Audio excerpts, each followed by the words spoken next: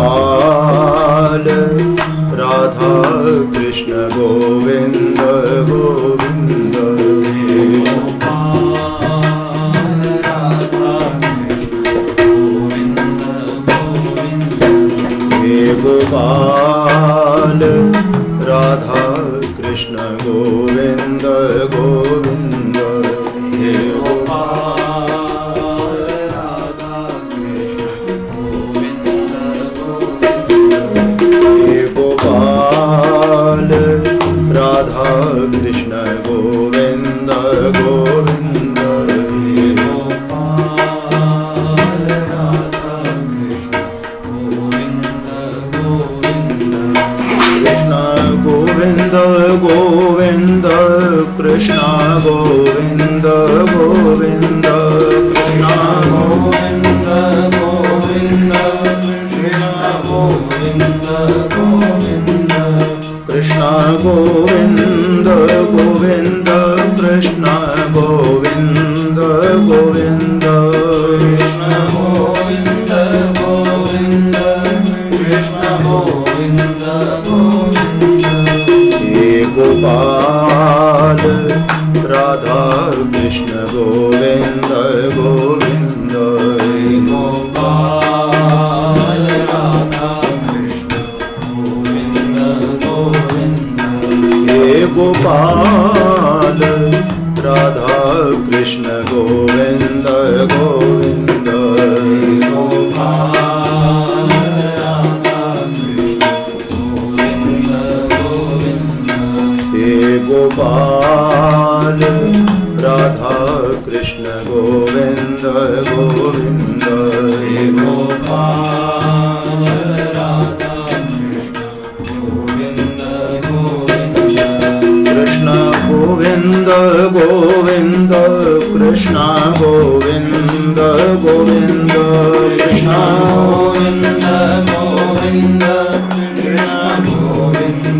गोविंद कृष्ण गोविंद गोविंद कृष्ण गोविंद गोविंद कृष्ण गोविंद गोविंद कृष्ण गोविंद गोविंद हे गोपाल राधा कृष्ण गोविंद गोविंद हे गोपाल राधा कृष्ण गोविंद गोविंद हे गोपाल राधा कृष्ण गोविंद गोविंद हे गोपाल राधा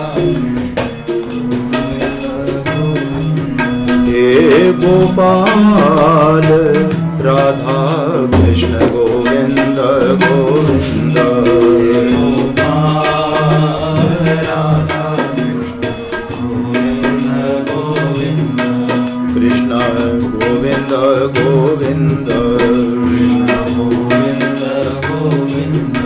कृष्ण गोविंद गोविंद कृष्ण गोविंद गोविंद सच्चिदानंद भगवान की सत्य सनातन धर्म की सद्गुरुदेव महाराज की गोपाल कृष्ण भगवान की पवन पुत्र हनुमान जी महाराज की ओम नमः पार्वती पतये हर हर महादेव।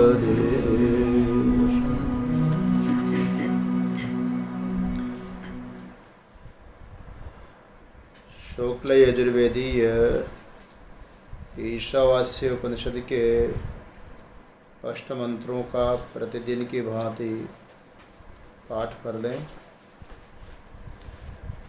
फिर चतुर्थ मंत्र पर जो अपना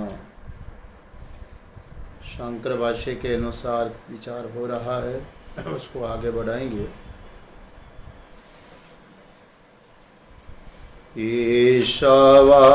ईशावास्यमिदं सर्वं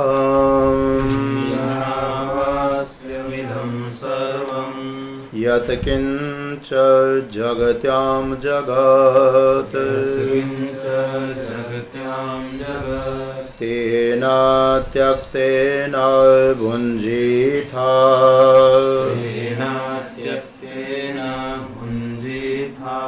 मा गृधः कस्य स्विद्धनाम्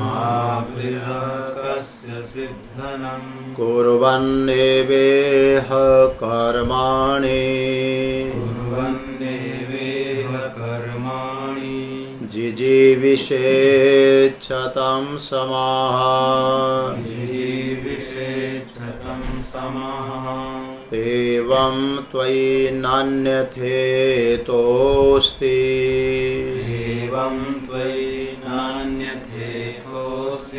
न कर्म लिप्यते नरे असूर्यानाम ते लोका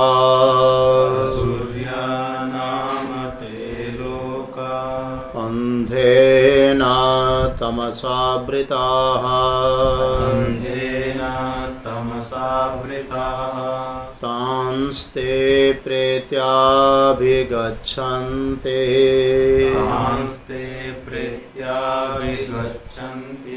एके चात्महनो जनाः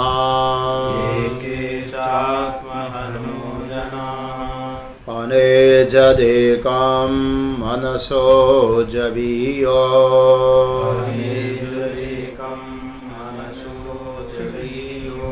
नैनद्देवा आप्नुवन् पूर्वमर्षात्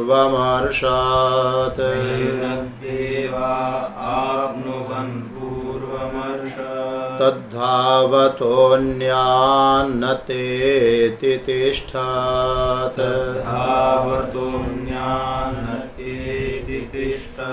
तस्मिन्नपो मातरिष्वा दधाति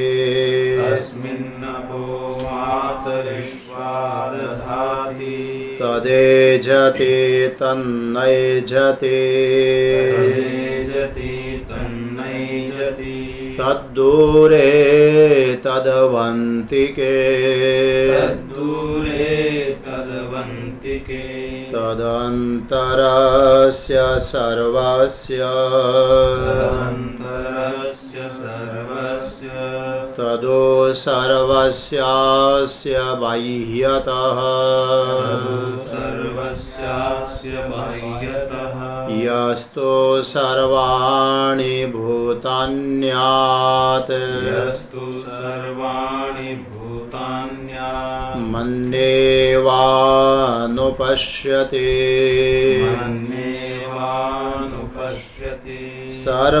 सर्वभूतेषु चात्मानं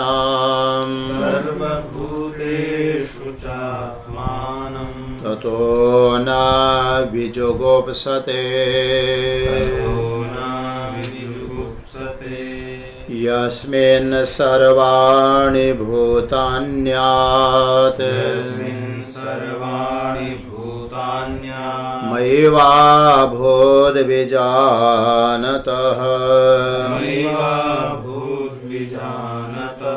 तत्र को मोहः कः शोकः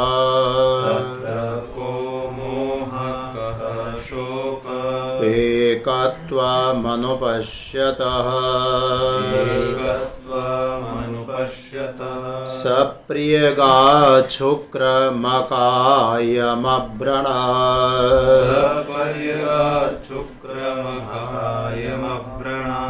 मस्नाविरं शुद्धमपापविद्धम्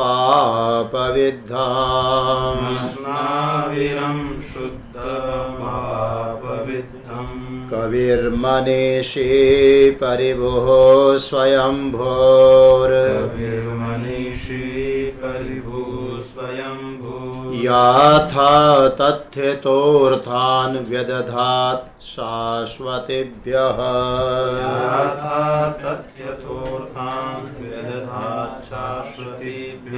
समाभ्यः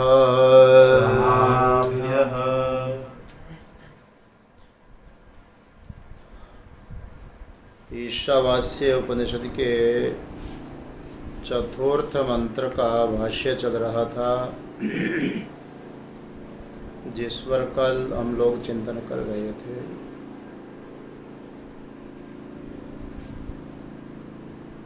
जो अतीन्द्रिय आत्म तत्व है उसको जानने के लिए एकमात्र श्रुति ही प्रमाण है। और जानना कठिन तो है ही है, फिर जान लिया तो श्रुति कहती है कि जानने पर जन्म मरण रूपी संसार से मोक्ष को प्राप्त कर लेता है जानने वाला पुरुष। और आत्मा को जाना नहीं, अनात्मा को आत्मा मान लिया तो तृतीय मंत्र में जो बताया गया है वही गति होगी। संसरंती, संसार में जन्म मरण की प्राप्ति होती है। जानने के लिए तैयार हुए तो समस्या आई। कल परसों हम लोग चिंतन कर रहे थे कि कोई इंद्रियों का विषय हो तो उसको देख करके जान लें कि यह ऐसा है, वो ऐसा, वो ऐसा है। पुष्प शब्द बोलते ही एक आकृति हमारे मन में आकर के बैठ जाती है। पेन कलम शब्द बोलते ही यह वस्तु हमारे मन में आकर के बैठ जाती है। इसका चिंतन होता है, इसका ध्यान होता है। मगर आत्मा शब्द बोलने से कोई वस्तु जैसा ध्यान में आता है क्या? अज्ञानी पुरुष को तो यह शरीर ध्यान में आता कि यही आत्मा है, मगर विचार करके देखने पर यह बात स्पष्ट हो गई कि शरीर तो आत्मा हो नहीं सकता, शरीर मैं हो नहीं सकता। कोई और ही सत्ता है जिसके होने पर बल्कि शरीर चल रहा है। तो उसको कैसे जाने? तो कहा कि देखो भाई, तुम्हारे पास तो वो साधन नहीं है जिससे अपने आप जान पाओ। हमें जानने के लिए आँख है, कान है, जीव है, नाक है, जिसमें बैठी हुई ज्ञानेंद्रियाँ, हस्तपाद आदि में कर्मेंद्रियाँ अपना काम कर रही हैं। और सब अपने अपने जो तैयार की गई रिपोर्ट है वो इनके मालिक के पास में, मन के पास में पहुंचा रही हैं। मन उसका मनन कर रहा है, चिंतन कर रहा है। मगर जिसको जानने से जन्म मरण समाप्त हो वो तत्व तो इनके जानने में आया नहीं। इंद्रियों की पहुँच ही नहीं है। न तत्र चक्षुर गच्छति, न वाग गच्छति, न मन, न विद्म, न विजानीमो। न ज्ञानेंद्रियों की पहुँच है, न कर्मेंद्रियों की पहुँच है। कोई पहुँचती ही नहीं, तो कैसे जाने फिर उसको? तब अत्यंत करुणामयी माँ भगवती श्रुति ही उस आत्म तत्व का निरूपण कर रही है। वेदवाणी ही उसका निरूपण कर रही है, क्योंकि शास्त्र योनित्वात्। ब्रह्म सूत्र में व्यास जी महाराज ने साफ किया है कि उस परमात्मा को जानने के लिए तो एक शास्त्र ही कारण है। बिना शास्त्र के उसको कैसे जानेंगे भाई? तो ये शास्त्र उसको बता रहा है, अनयजत एकम मनसा जवीय। जिस आत्मा को जानना है ना, उसका इस रूप में चिंतन करो कि वो कंपन रहित है, चलन क्रिया रहित है। अपनी अवस्था, अपनी स्थिति से कभी भी उसकी प्रच्युति नहीं होती, पतन नहीं होता, वो गिरता नहीं है। दूसरा बताया कि वो एकम, एक ही है, अर्थात सजातीय, विजातीय, स्वगत, भेदत्रय रहित है। ये भी अर्थ निकाल लो। एक होने का अर्थ यह है कि उसमें कोई भेद नहीं है।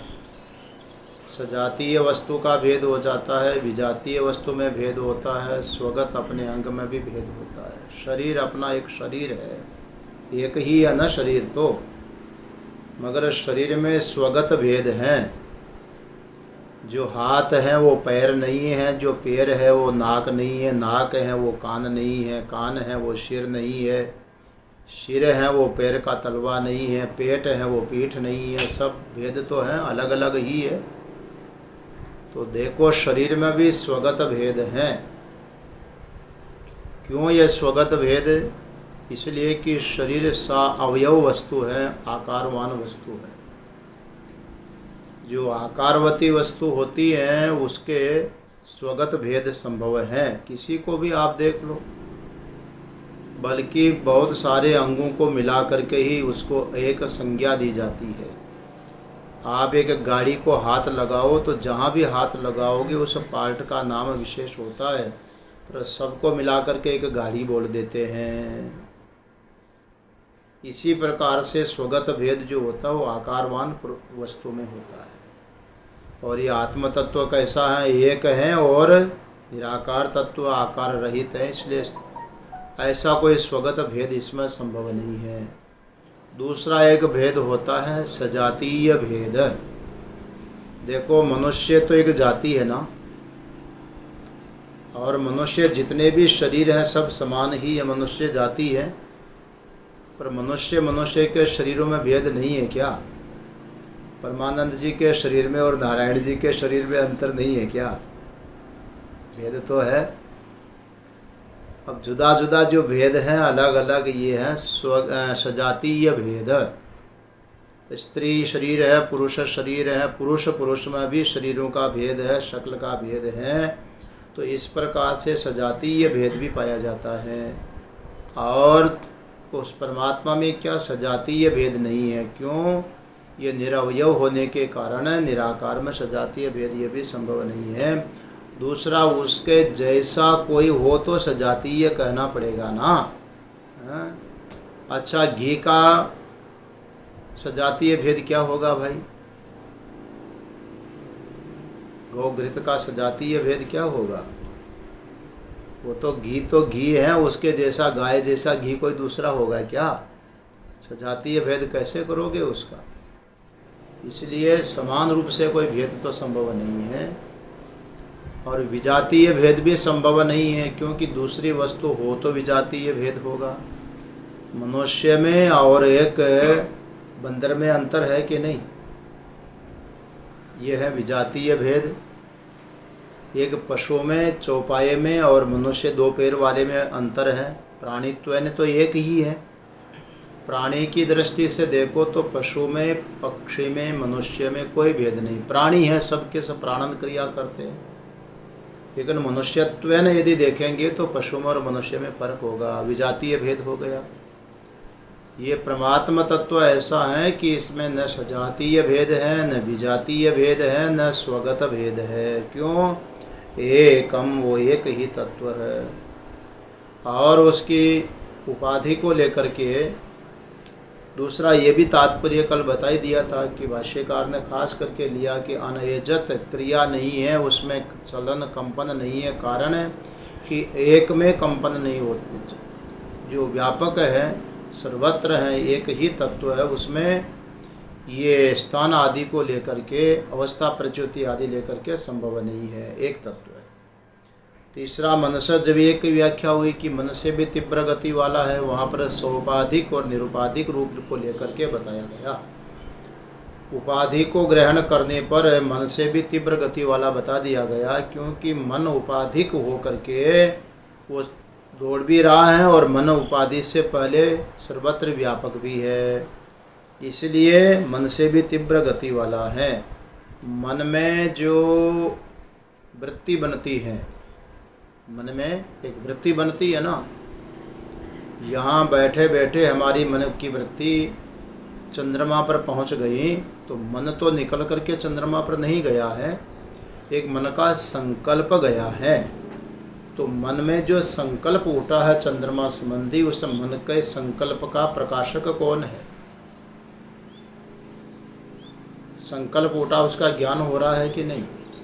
तो जो मन में विचार उठ रहा है, संकल्प उठ रहा है, उसका जो ज्ञान हो रहा है, उस ज्ञान का प्रकाशक, उस वृत्ति का प्रकाशक कौन है? वही तो है अहम। वही तत्व है जो मन से भी तीव्र गति वाला है, क्योंकि मन का संकल्प जहाँ गया ना उसके पहले ही वो पहुँचा हुआ है, अधिक गति वाला है।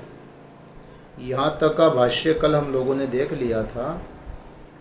अब द्वितीय पंक्ति आई कि न ऐनत देवा आपनोवन पूर्वम अर्षत,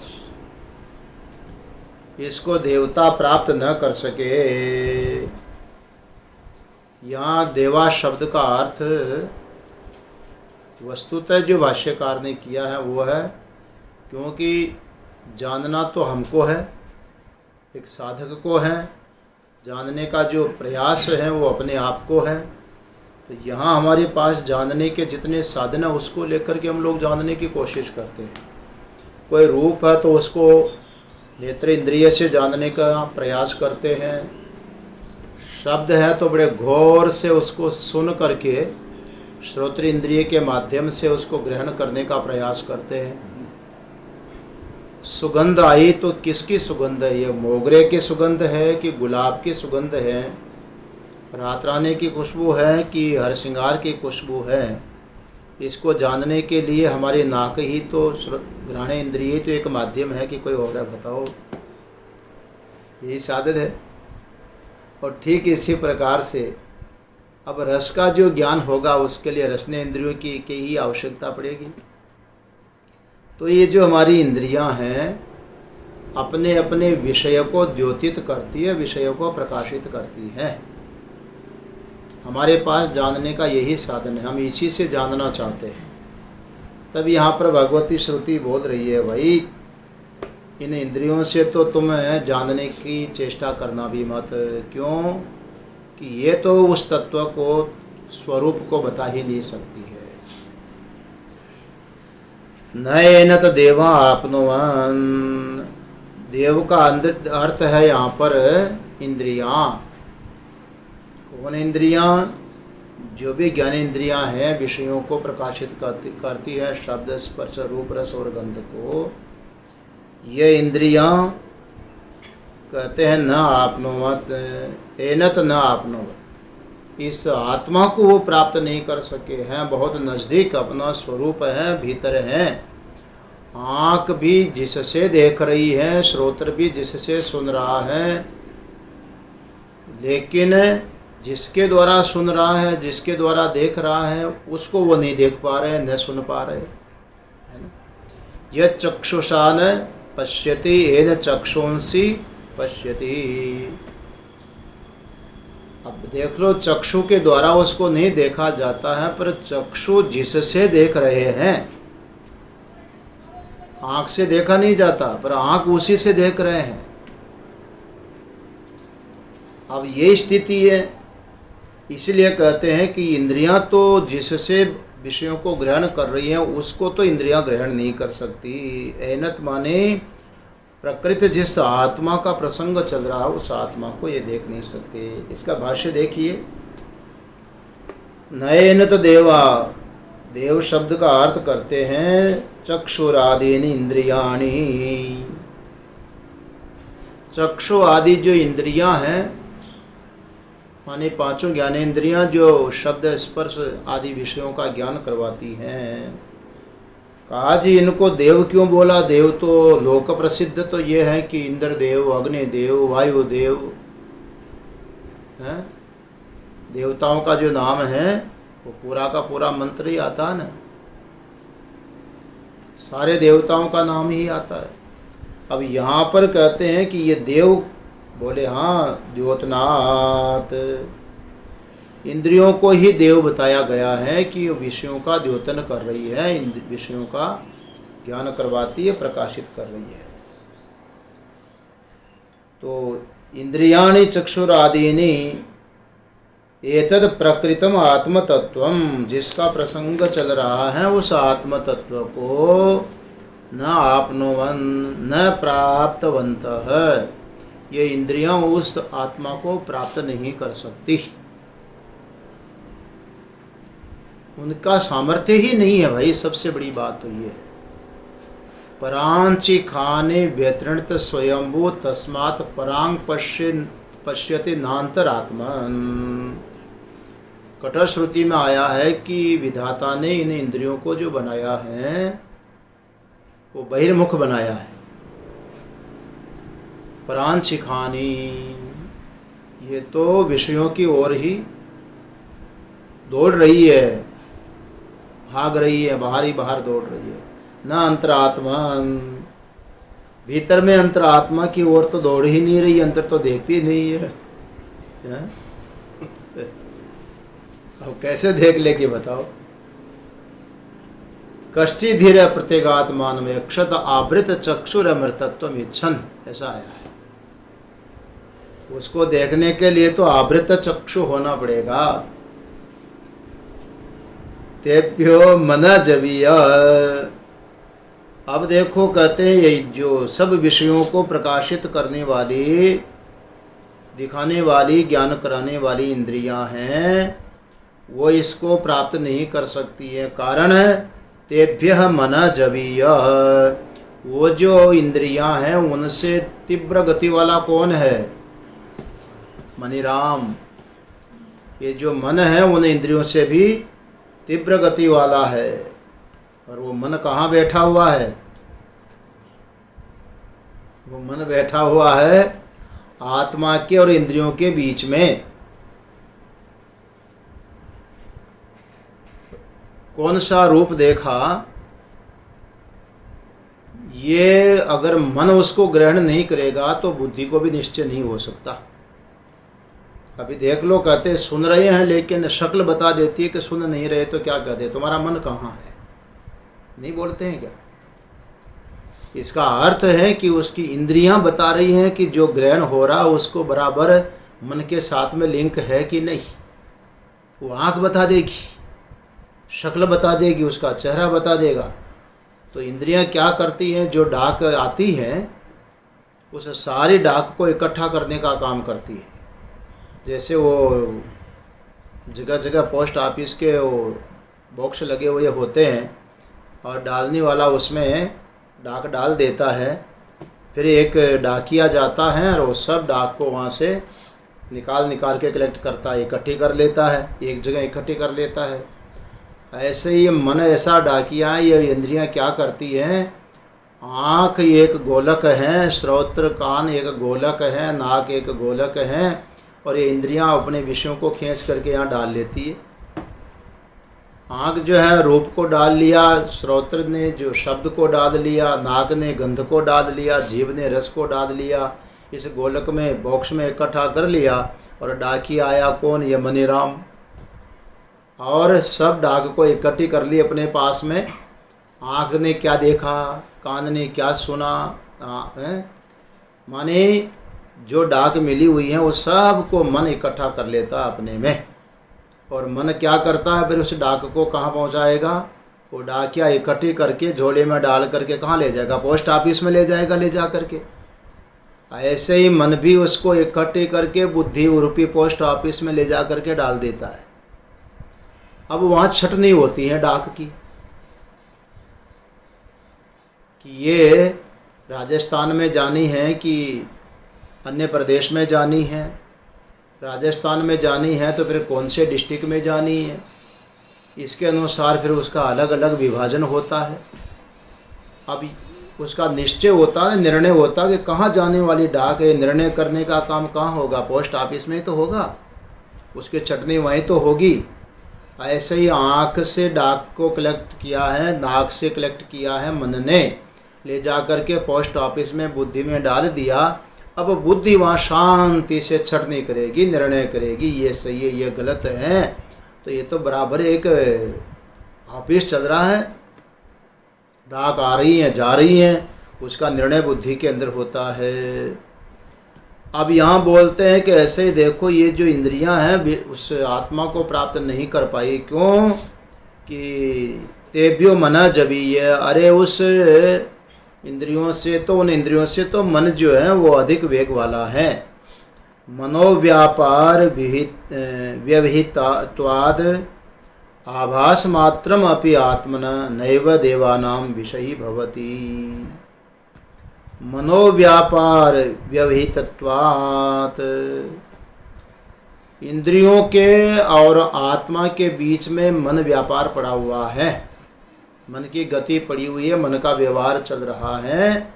इसलिए ये मन का जो व्यवहार हो रहा उसका व्यवधान आ गया बीच में, मन का व्यवधान बीच में आ गया। देखो कई बार ऐसा होता है कि पूछें कि भाई वो कोई वस्तु पड़ी हुई थी, आपने देखी वहाँ पर, तो आप सोचने लगते हैं,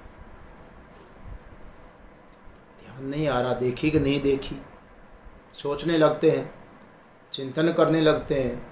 माने पोस्ट ऑफिस में डाक पड़ी है कि नहीं, देखो तो सही, बुद्धि में है कि नहीं, तो कहीं मिल नहीं रही, और जबकि आँख ने देखा था। फिर याद दिलाएंगे कि तुम वहाँ तो गए थे उस समय, वो घड़ी वहीं पड़ी हुई थी, मोबाइल वहीं पड़ा हुआ था।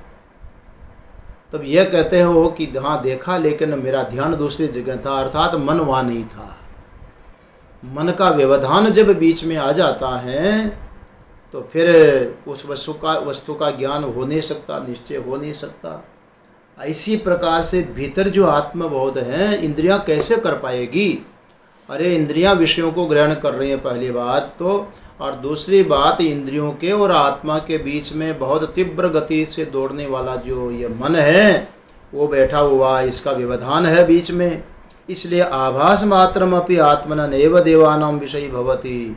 ये जो इंद्रियां हैं इनको तो आत्मा का आभास मात्र भी प्राप्त नहीं हो सकता। आत्मा को मिलना तो बहुत दूर की बात है, आत्मा की छाया भी नहीं मिल सकती इनको तो।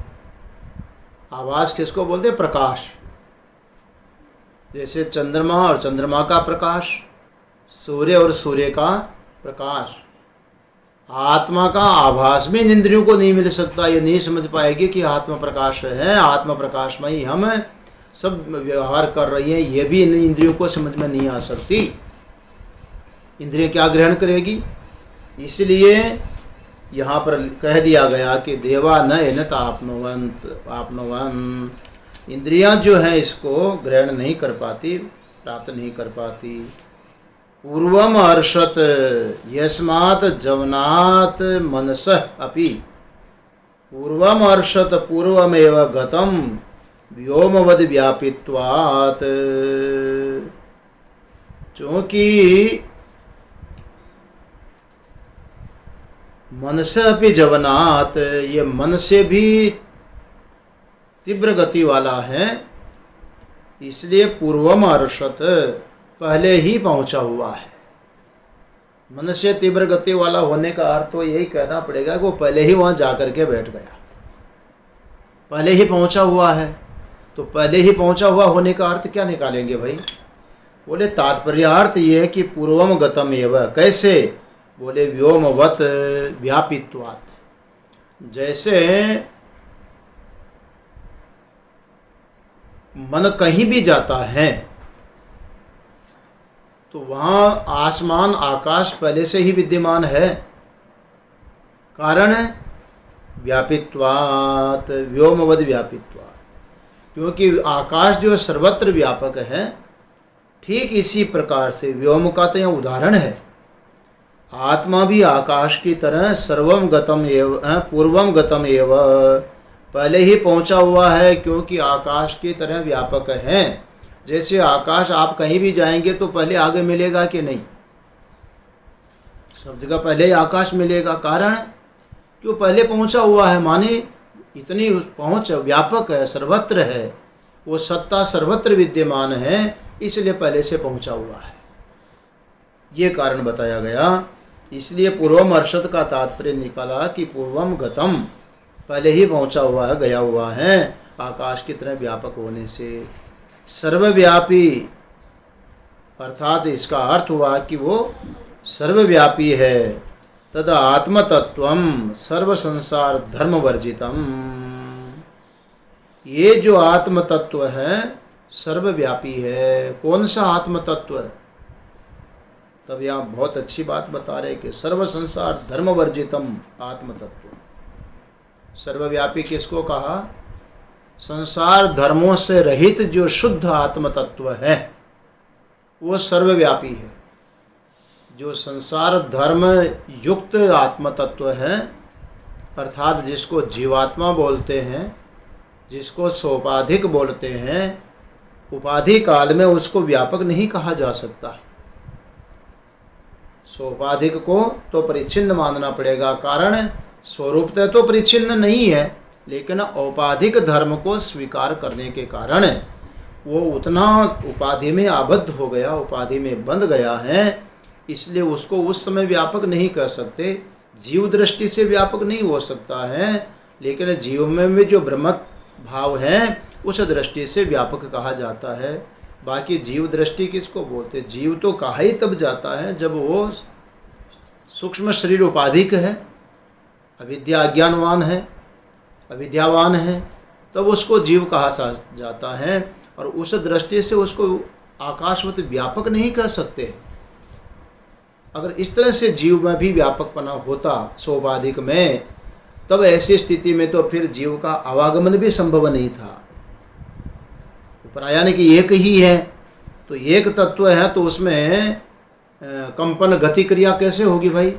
और जीव के लिए तो आया है कि ये जीव तो इतना भ्रमण करता है, इतना भ्रमण करता है, यहाँ से निकल करके और ब्रह्मलोक में भी जीव ही जाता है, तो नरक में भी जीव ही जाता है। सब शरीरों में गति करता तो जीव ही करता है। स्थूल शरीर को छोड़ करके और अपनी उपाधि को लेकर के निकल के चला जाता है। तो उस दृष्टि में उपाधि युक्त जो है उस आत्मा को, अर्थात जीवात्मा को यहाँ पर व्यापक नहीं बताया गया।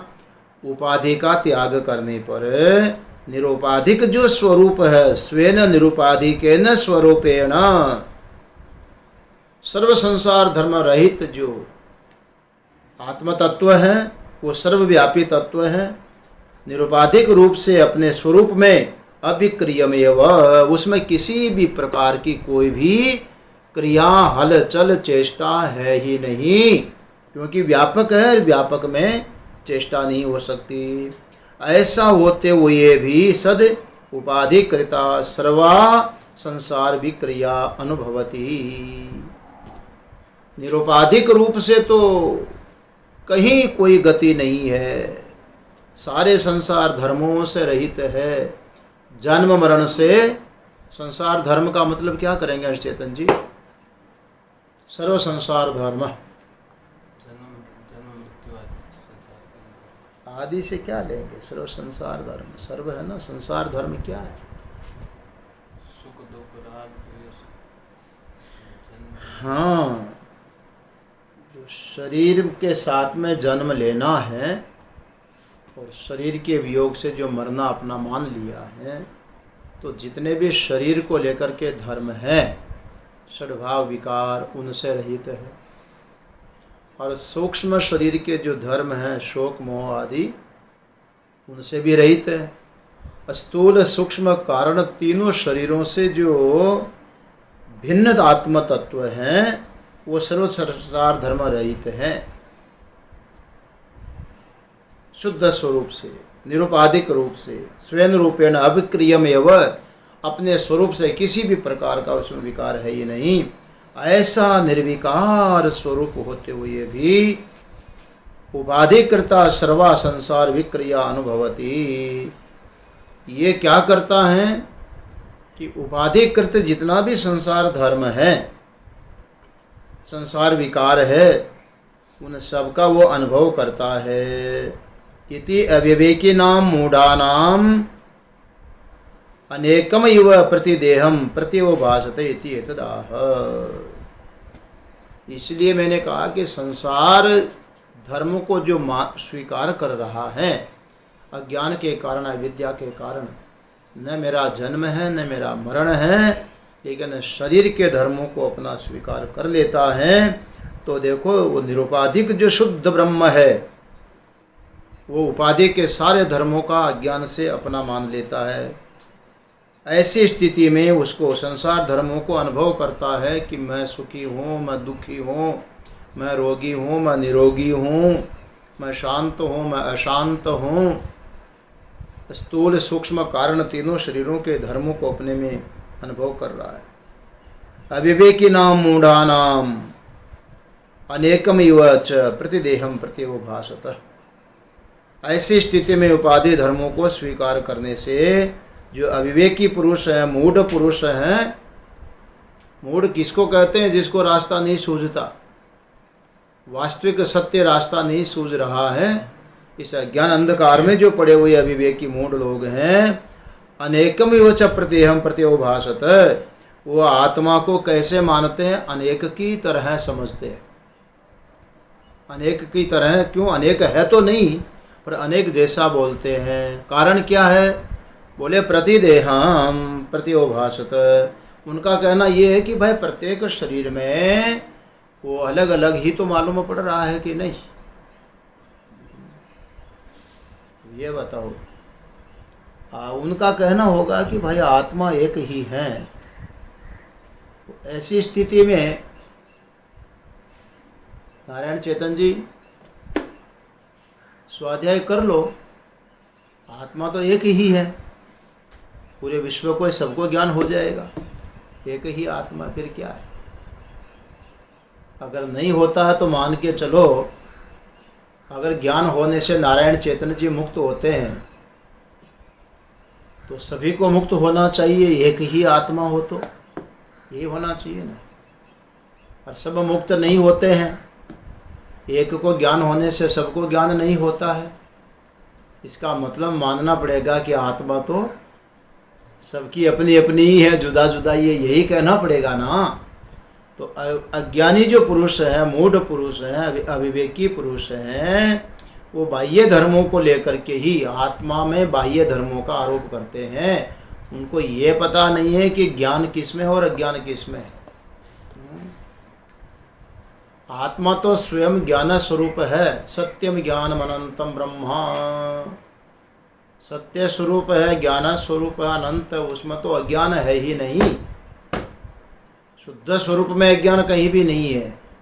ये तो देह के धर्मों को जो मैं मान रहा है ना, उस अहंकार संयुक्त जो है उसमें अज्ञान है।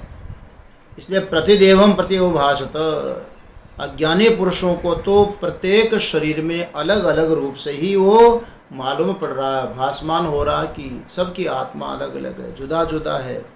उपाधि धर्म को लेकर के भिन्न भिन्न मालूम पड़ता है, स्वरूपतः वो अलग अलग नहीं है, स्वरूपतः तो। और इसीलिए उपाधि भेद से, अब देखो टेलीविज़न है जी, टेलीविज़न में हम देखते हैं कि मोदी जी भाषण दे रहे हैं। मोदी जी कितने हैं भाई? प्रधानमंत्री कितने हैं? देश के प्रधानमंत्री तो एक ही है, और वो भाषण दे रहे हैं, देश के विकास की बात कर रहे हैं, स्वावलंबी होने की बात कर रहे हैं, सबको प्रेरणा दे रहे हैं, कोरोना से कैसे बचें उसके लिए सावधानी की बात कह रहे हैं।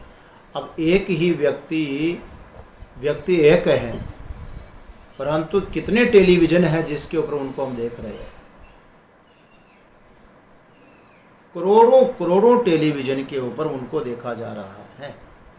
अच्छा ये बताइए, जितने टेलीविज़न में मोदी जी की शक्ल को देख रहे हैं, वो सब एक ही जैसी शक्ल देखते हैं या उसमें भिन्नता होगी? अंश जी, भिन्नता तो होगी। भिन्नता का कारण क्या है? मोदी जी कारण है कि वो टेलीविज़न कारण है? टेलीविज़न की जो कैपेसिटी है वो कारण है। किसी का टेलीविज़न का जो स्क्रीन है वो बहुत बड़ी होगी, किसी की छोटी होगी, किसी ने उसमें कितना जो ब्राइटनेस है कितना सेट कर रखा है, कहीं बहुत चमकते हुए दिखाई पड़ेंगे, कहीं कम चमकते हुए दिखाई पड़ेंगे, कहीं चेहरा बड़ा बुलंद दिखेगा, कहीं चेहरा छोटा दिखेगा। आवाज़ भी एक जैसी नहीं होगी जी, क्योंकि उसमें जो स्पीकर सिस्टम है वो सबके स्पीकर सिस्टम सब टीवी के अंदर अलग अलग होगा, तो आवाज़ में भी थोड़ा अंतर मिलेगा, शक्ल में भी अंतर मिलेगा, सब कुछ जुदा जुदा होगा, अलग अलग होगा। अब इस प्रकार से ये बताओ कि जितने टेलीविज़न पर मोदी जी दिखाई पड़ रहे हैं वो एक है कि अनेक हैं? अब कोई कहे कि एक ही हो तो सब में एक जैसी आवाज़ होना चाहिए, एक जैसी शक्ल दिखाई पड़ना चाहिए, एक जैसी चमक दिखनी चाहिए, क्यों नहीं दिखती है? अरे भाई उसमें मोदी जी का दोष नहीं है, ये तो टेलीविज़न का फ़र्क है, उसका अंतर है। तो टेलीविज़न क्या है? उपाधि है। टेलीविज़न के माध्यम से उनको प्रकट सुना जा रहा है। व्यक्ति एक, अब मोदी जी न टेलीविज़न है न टेलीविज़न के अंदर है, टेलीविज़न से असंग है, अलग है, टेलीविज़न के बिना भी है, और टेलीविज़न में उनकी अभिव्यक्ति हो रही है और वो भिन्न भिन्न रूप से हो रही है। ठीक इसी प्रकार से एक आत्मसत्ता न तो शरीर है, शरीर से भिन्न है, अलग अलग है, और शरीरों से जुदा जुदा होते हुए भी सब शरीरों में उसकी का जो अवभास है, उसकी चेतना, उसका प्रकाश हो रहा है। और शरीर में जैसी जैसी वो शक्ति है, ज्ञान ग्रहण करने की कैपेसिटी है, उसकी बुद्धि है, उसका अंतःकरण है, उसके अनुसार उसमें भिन्नता मालूम पड़ रही है, अलग अलग मालूम पड़ रहा है। इसलिए आत्म चैतन्य, आत्म ज्योति जुदा जुदा नहीं है, वो आत्म ज्योति तो एक ही है, परंतु अभिव्यक्ति जिस उपाधि पर हो रही है उसका अंतर, उसमें भेद मालूम पड़ रहा है। यही बात यहाँ पर बोल रहे हैं। तो यहाँ देखो, अविवेकी जो मूढ़ पुरुष होते हैं उनके लिए वो एक ही आत्मा उपाधि भेद से प्रतिदेहम प्रत्युभासत, प्रत्येक शरीर पर अलग अलग जुदा जुदा रूप से भासमान हो रहा है। इति एतदाह, इस प्रकार से कहा जाता है, कहा गया। कहाँ कहा गया? ये वेद में कहा, ये श्रुति में कहा। एतदाह माने इसको श्रुति बोलती है। तद्धावतो द्रुतम गच्छत, क्या बोल रही है? तद्धावतो अज्ञानत्तेति तिष्ठत्, ये बात जो बताने जा रहे हैं इसकी एक तैयारी किया है कि तद्धावत द्रुतम गच्छत, वो जो आत्म तत्व है बहुत तेजी से दौड़ता हुआ अन्यान आत्म विलक्षणान मन वाग इंद्रिय प्रभृतीन इति एति अतित्य गच्छति इव।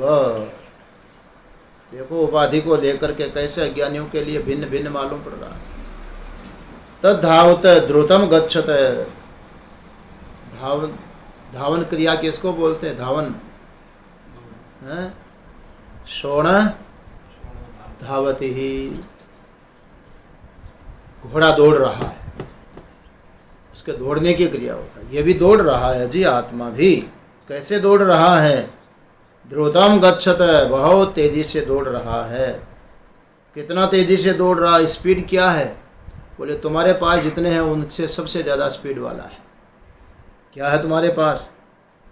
बोले देखो दौड़ने वाले दूसरों को देख लो, कौन कौन दौड़ते हैं। बोले मन दौड़ता है, वाणी दौड़ती है, आँख दौड़ती है, कान दौड़ता है, ये इंद्रियां दौड़ती तो है, विषयों को कहाँ से कहाँ पकड़ लेती है। आँख उठा करके देखते ही वो पहाड़ दिखाई पड़ता, देखो दृष्टि कहाँ दौड़ के चली गई। शब्द, आसमान में बिजली चमकती है, उसको ग्रहण कर लेती है दृष्टि, और गर्जना होती है तो श्रोत इंद्रिय उसको ग्रहण कर लेती है, दौड़ती तो है। और इनका सरदार तो इतना तेज़ी से दौड़ता मन, उसकी तो बात ही छोड़ो। मन तो ऐसा दौड़ता है कि यहाँ बैठे बैठे ही पलक में खलक फिर आए, पूरा ब्रह्मांड की यात्रा सफर करके आ जाता है। तो ये जितने भी दौड़ लगाने वाले हैं आत्मा से विलक्षण, आत्मा के लक्षण इनमें एक में भी नहीं है। आत्मा से भिन्न है, मैं से भिन्न है, क्योंकि आत्मा कौन है? अहम के रूप में, और ये सब इदम के रूप में है। आत्मा से विलक्षण है, आत्मा अहम रूप में है और ये सब इदम रूप में है। बहुत लोग कहते हैं ये हमारा जो मन है न मानता नहीं, मन को हमारा मन हमसे भिन्न है। मन को जानने वाला कोई इदम तैयार करके जान रहा है कि ये मन है। इसलिए अर्जुन परेशान होकर के बोल दिया, महाराज इस मन की बात मत करना कि इसको वश में कर। ये कोई गाजर मूली नहीं है कि उखाड़ो और खा लो। ये तो बड़ा कठिन काम है मन को वश में करना। चंचलम ही मना कृष्ण प्रमाथ ही बलभद्रढ़, बड़ा बलवान है ये तो, अच्छों अच्छों को मत डालता है भाई। तो ये जो आत्मा से विलक्षण है, गच्छतो अन्यान आत्म विलक्षणान मन, दौड़ लगाता हुआ जो दूसरे हैं आत्मा से विलक्षण, कौन? बोले मन है, वाग इंद्रिय हैं, प्रभृतीन का मतलब आदि, वाणी भी माने वाक उपलक्षित, ज्ञानेन्द्रियाँ कर्मेंद्रियाँ दोनों ले लेना। हमारी जो जिह्वा होती है ना, उसमें दोनों प्रकार की इंद्रिय काम करती हैं, वाक इंद्रिय भी और रसने इंद्रिय भी। जीव के अंदर भगवान ने गजब किया है ना, आँख में केवल ज्ञानेंद्रिय रहती है, रूप का ज्ञान कराएगी। कान में केवल ज्ञानेंद्रिय रहेगी, शब्द का ज्ञान कराएगी। नाक में ज्ञानेंद्रिय रहती है, गंध का ज्ञान कराएगी। समय एक एक ही काम कराती है, पर जीभ में दो इंद्रियां रहती है। एक रसनेंद्रिय जो रस का ज्ञान कराती है, खट्टा है, मीठा है, कड़वा है, कसेला है, ये जीभ पर रखने पर ही मालूम पड़ता है। इसलिए जीभ रस का ज्ञान कराती है, ये ज्ञान हो गया। परंतु जीभ चख करके बोलती है तो कड़वा है, ये तो बड़ा मधुर है, बोलने का काम किसने किया? आँख नहीं बोलती, कान नहीं बोलता, नाक नहीं बोलती, बोलने का काम कौन करे? जीभ। तो बोलने वाली जो वाक इंद्रिय है वो भी जीभ में ही बैठी हुई है। दोनों काम एक ही जगह हो रहा है, रस का ज्ञान भी वहीं हो रहा है और उसकी अभिव्यक्ति का काम भी। तो ज्ञान भी हो रहा है और काम भी हो रहा है। ज्ञान भी किया जीभ ने, रसनेंद्रिय ने वहीं पर, और काम भी किया, अभिव्यक्ति भी की, प्रकट किया कि कड़वा है कि मीठा है, मधुर है, कैसा है। इसलिए यहाँ पर वाक शब्द बोल दिया। वाग इंद्रिय प्रवृत्तिनी, ज्ञानेन्द्रियां, कर्मेंद्रियां आदि, इन सब को अति एति पार करके चला जाता है, सबसे आगे निकल जाता है। अतिथ्य गच्छति, इनको पार करके माने पार करता हुआ सा मालूम पड़ता। गच्छति इव, जाता नहीं है। जैसे हमारा मन भी, अब देखो यहाँ बैठे बैठे कहीं भी पहुंच जाए, जहाँ की सोचते वहीं मन पहुंच गया, तो हकीकत में मन भीतर से निकल करके वहाँ गया कि मन की वृत्ति बनी है ऐसी, गया आया कहीं नहीं, यहीं का यहीं है। पर ऐसी भाव वृत्ति बन जाती है, निकल करके चला जाता तो फिर वापस पता नहीं आना हुआ कि नहीं हुआ, वो उधर गया और पीछे से या कोई दूसरा आके बैठ गया तो है, ऐसा नहीं होता है जी। इसलिए गया आया कहीं भी नहीं है, पर भाव ऐसा बन जाता है, गया हुआ सा। इसलिए बोलते हैं गच्छति इव, ये आत्मा अन्यत्र गया हुआ सा मालूम पड़ता है। जैसे मन भी कहीं नहीं जाता, मन का भाव बनता है, आत्मा भी कहीं आता जाता नहीं। व्यापक तत्व कैसे आना जाना होगा, लेकिन जाता हुआ सा मालूम पड़ता है। इव अर्थ स्वयं एव दर्शयति तिष्ठदिति, स्वयं अभिक्रियम एव सद इत्यर्थ। ये इव अर्थ कैसे लगाया आचार्य ने, मूल में तो है नहीं, तब यहाँ कहते हैं कि स्वयं एव दर्शयति, श्रुति खुद ही दिखा रही है। तिष्ठदिति जो आगे शब्द आया है ना, ये तिष्ठत जो शब्द है, तद्धावतो अन्यान अत्येति तिष्ठत, अन्य जो दौड़ने वाले हैं उन सबको पार कर जाता है। और कैसे बोले? तिष्ठत, एक जगह बैठा हुआ, स्थित होता हुआ भी विलक्षण है। ये तिष्ठत को लेकर के यहाँ पर इव अर्थ निकाला गया है।